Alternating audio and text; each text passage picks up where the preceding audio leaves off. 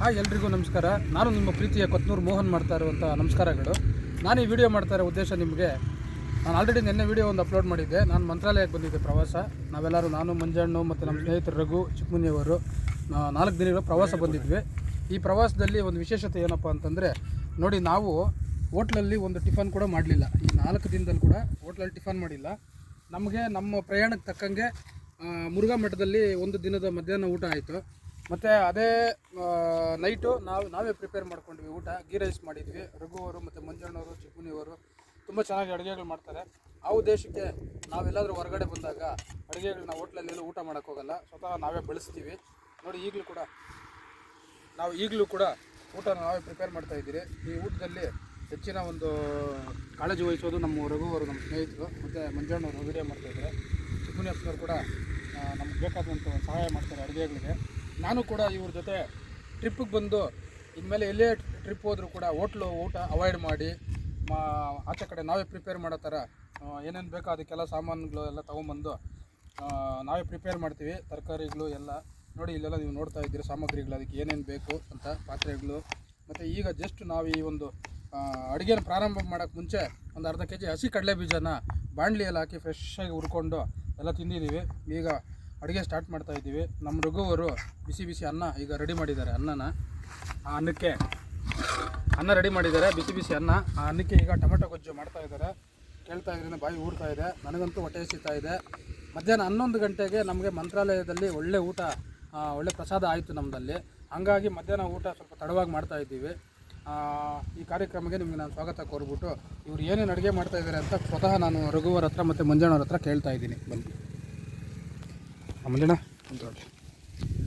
ರಘುವರೇ, ಏನು ಪ್ರಿಪೇರ್ ಮಾಡ್ತಾ ಇದ್ದೀರಾ? ಈಗ ರೈಸ್ ಪ್ರಿಪೇರ್ ಆಗಿದೆ. ಟೊಮೆಟೊ ಗೊಜ್ಜು, ಒಳ್ಳೆ ಟೊಮೆಟೊ ಗೊಜ್ಜು ಮಾಡಿದ್ರೆ ಏನೋ ಟೊಮೆಟೊ ಗೊಜ್ಜು ಅಂದಿದ ತಕ್ಷಣ ನನಗೆ ಬಾಯಲ್ಲಿ ನೀರು ಉರಿತಾ ಇದೆ. ಒಳ್ಳೆ ಕ್ಲೈಮೇಟ್ ತಿಂತಾ ಇದ್ರೆ ಅದ್ರ ಸುಖನೇ ಬೇರೆ. ಮಂಜಣ್ಣವರು ಗಲಾಟೆ ಸ್ಟಾರ್ಟ್ ಮಾಡಿದ್ರು. ಮಂಜಣ್ಣವರು ಸ್ಟವಲ್ಲೇ ಶುಂಠಿ ತರಕಾರಿ ಎಲ್ಲ ಹಚ್ತಾ ಇದ್ದೀವಿ. ಎಲ್ಲ ಕ್ಯಾಪ್ಸಿಕಮ್ಮು ಎಲ್ಲ ಸೇರಿಸಿ ಹಾಕಿದ್ರೆ ಕಡಲೆಬೇಳೆ ನೋಡಿ ಸ್ನೇಹಿತರೆ, ಟೊಮೆಟೊ ಗೊಜ್ಜು ಆಗುತ್ತೆ. ಆಗಿದ ತಕ್ಷಣ ನಿಜಕ್ಕೂ ಹೇಳಬೇಕು ಅಂತಂದರೆ ರಘುವರು, ನಮ್ಮ ಮಂಜಣ್ಣವರು, ಚಿಕ್ಕಮುನಿಯಪ್ಪನವರು ರುಚಿಯಾಗಿ ಮಾಡ್ತಾರೆ ಅಡುಗೆ. ಅದರಲ್ಲಿ 2 ಮಾತಿಲ್ಲ. ಸಾಧ್ಯವಾದರೆ ಮುಂದಿನ ಒಂದು ವೀಡಿಯೋ ಅಷ್ಟೊತ್ತಿಗೆ ನನ್ನ ಜೊತೆ ಯಾರಾದರೂ ಇನ್ನೊಬ್ಬರು ಸ್ನೇಹಿತರು ಜಾಯಿನ್ ಆದರೂ ಕೂಡ ಅವರು ಕೂಡ ಇವರು ಟೇಸ್ಟ್ ನೋಡ್ಬೋದು. ಅವರು ಎಲ್ಲ ಪ್ರಿಪೇರ್ ಮಾಡ್ಕೊತಾ ಇದ್ದಾರೆ. ನಮಗೆ ಒಳ್ಳೆ ವಾತಾವರಣ ಸಿಕ್ಕಿದೆ. ನಾವೀಗ ಮಂತ್ರಾಲಯ ಬಿಟ್ಟು ಒಂದು 50-60 ಕಿಲೋಮೀಟ್ರ್ ಬಿಟ್ಟು ಮುಂದೆ ಬಂದಿದ್ದೀವಿ. ಈಗ ನಾವು ಬೆಂಗಳೂರು ಮಾರ್ಗವಾಗಿ ಗುತ್ತಿ ಅನ್ನೋ ಪ್ಲೇಸ್ಗೆ ನಿಯರ್ ಇದ್ದೀವಿ. ಇಲ್ಲಿ ಒಂದು ನಾವು ಅಡುಗೆನ ತಯಾರು ಮಾಡಬೇಕು ಅಂತ ಒಂದು ಜಾಗ ತಗೊಂಡಿದ್ದೀವಿ. ತುಂಬ ಚೆನ್ನಾಗಿ ಜಾಗ ಇದೆ.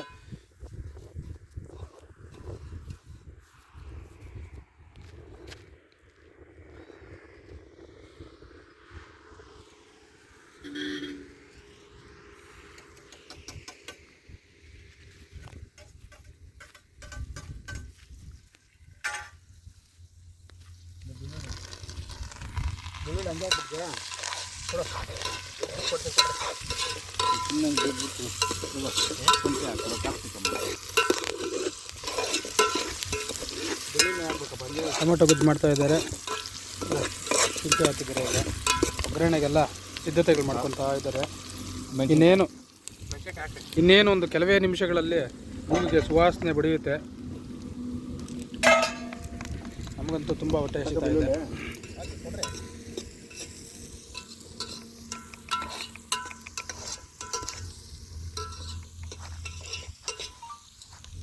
ಮೆಣಸಿನ್ಕಾಯಿ ಖಾರ ಅದಲ್ವಾ? ಇಲ್ಲಾಂದ್ರೆ ಇವೆಲ್ಲ ಹೆಚ್ಚಾಕ್ಬಿಡ. ಅಷ್ಟೊಂದು ಬೇಡ, ಇಲ್ಲ ಖಾರ ಪುಡಿ ಬೇರೆ ಹಾಕ್ತೀವಲ್ಲ, ಸ್ವಲ್ಪ ಲೈಟಾಗಿ ಖಾರ ಪುಡಿ ಹಾಕ. ಅತಿ ಖಾರ ಬಿಡ. ಅಲ್ಲ, ಸಾಂಬಾರು ಪೌಡ್ರ್ ಆಯ್ತಾ? ಸಾಂಬಾರು ಪೌಡ್ರ್ ಇಲ್ಲ, ಸಾಂಬಾರು ಪೌಡ್ರ್ ಹಾಕಿ ಚೆನ್ನಾಗಿರ್ತದೆ. ಸಾಂಬಾರು ಪುಡಿ ಇಲ್ಲ. ಇದೇನಮ್ಮ ಇದು? ಇಲ್ಲಿ ಸಾಂಬಾರು ಇಲ್ಲ ಬಿಡಪ್ಪಿ. ಸಾಂಬಾರು ಪುಡಿ ತರಲಿಲ್ಲ. ಇದೇನು ಪೌಡ್ರು? ರಸಂ ಪುಡಿನ ಅವ್ರಿಗೆ ಹಾಕೋಣ ಬಿಡ್ರೆ ಚೆನ್ನಾಗಿರ್ತದೆ. ಸ್ವಲ್ಪ ರಸಂ ಪೌಡ್ರ್ ಸೂಪರ್ ಆಗಿರ್ತದೆ. ಅದು ಹಾಕ್ಬಿಡ್ರಿಗೋ, ಅವೆಲ್ಲ ಹಾಕ್ಬಿಡು. ಅಣ್ಣ, ಈ ವಿಡಿಯೋಯಿಂದ ಒಂದು 2-3 ದಿನ ಟ್ರಿಪ್ಗೆ ಅಂತ ಹೊರಗಡೆ ಹೋಗೋರಿಗೆ ನೀವು ಏನು ಸಂದೇಶ ಕೊಡ್ಬೋದು?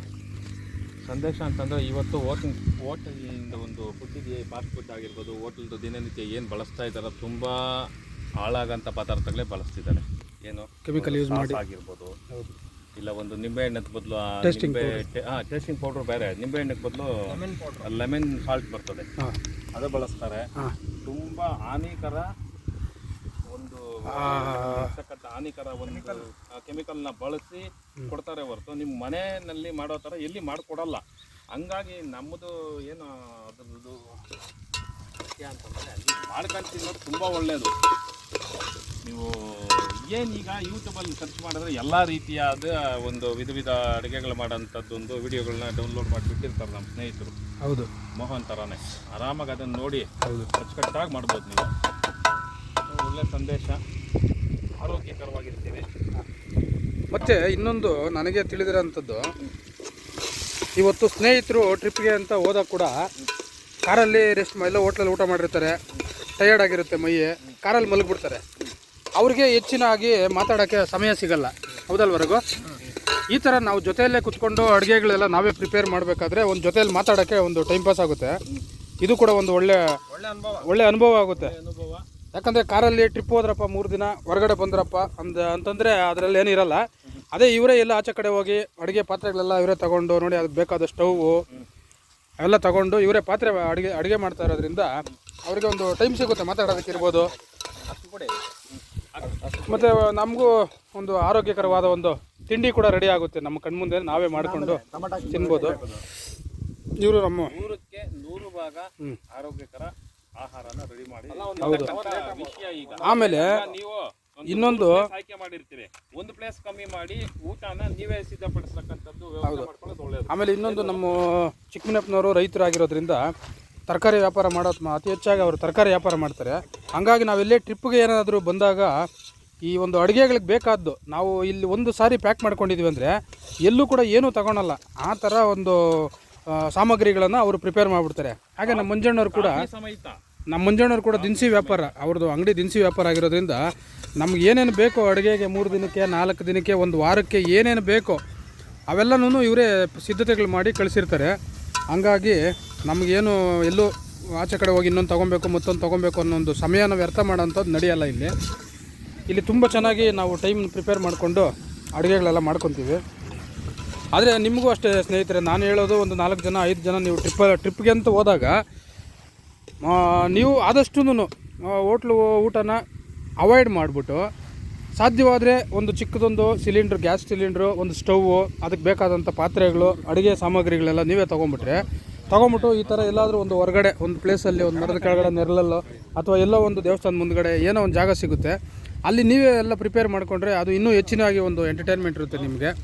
ಹಂಗಾಗಿ ಇದು ನನಗನ್ಸಿದ್ದು ನಾನು ನಿಮ್ಮಲ್ಲಿ ಶೇರ್ ಮಾಡ್ತಾ ಇದ್ದೀನಿ. ಈಗ ಇನ್ನೇನು ಅಡುಗೆ ಟೊಮೊಟೊ ಗ್ರೇವಿ ಸಿದ್ಧವಾಗ್ತಾ ಇದೆ.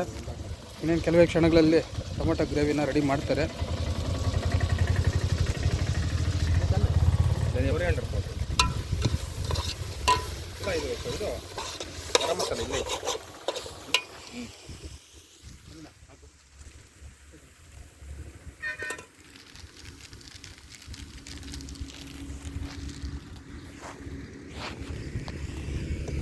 ಇದು ನಮ್ಮ ಕರ್ನಾಟಕ ರಾಜ್ಯದ ನೆರೆ ರಾಜ್ಯವಾಗಿರುವಂತಹ ಆಂಧ್ರ ಪ್ರದೇಶ.